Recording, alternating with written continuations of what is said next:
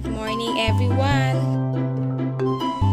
Ang subject natin ngayon ay TLE, Technology Livelihood Education. Ang pag-uusapan natin ngayon ay tungkol sa tuwirang pagpapatubo at di-tuwirang pagpapatubo. May dalawang paraan ng pagtatanim ng mga halaman, ang tuwirang at di-tuwirang pagtatanim. Ang tuwirang pagtatanim na kung saan diretso na sa taniman ang pagtatanim. At ang di-tuwirang pagtatanim naman kung saan gumagamit na ng kahong punlaan upang magpasibol ng bagong halaman. Meron tayong 7 wastong paraan ng pagtatanim sa di-tuwirang pagpapatubo. Number 1, ihanda ang kahong punlaan.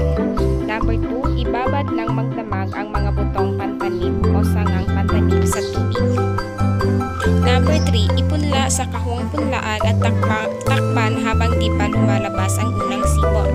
Number 4, kapag nagsimula ng sumibol ang mga buto, unti-unting ilantad sa araw ng kahong punlaan.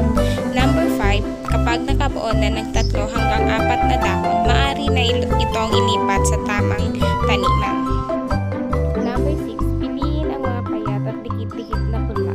Itanim sa sila na magkakahiwalay sa kahong punlaan upang lumaki ng malusog sa kailipat sa tamang taniman. Number 7, iwasang mapinsala ang mga ugat ng punla kung ito ay lilipat tanim. Meron din tayong 6 na wastong paraan ng pagtatanim sa tuwirang pagpapatubo. Number 1, ihanda ang lupang taniman at bilikat. Number 2, lagyan ng takpat at tali na may buhol upang maging gabay. Number 3, gumawa ng mga butas sa ilalim ng buhol. Number 4, magulog ng 2 hanggang 3 butong pantanim o sagang pantanim. Number 5, takpan ng manipis na lupa ang bawat butas na may pantanim. Number 6, mag-ingat na diligan ang paligid ng butas.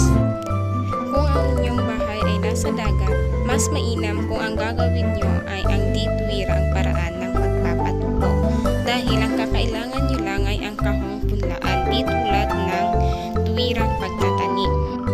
Tulad ko na ang bahay ay nasa dagat, kaya ang pinili ko ay di-tuwirang pagtatanim. At ang aking itatanim ay ang sibuyas. Kaya sibuyas ang aking napili dahil madali lamang itong itanim at madaling tumubo. Narito ang proseso ng aking pagtatanim ng sibuyas sa di-tuwirang pagtatanim.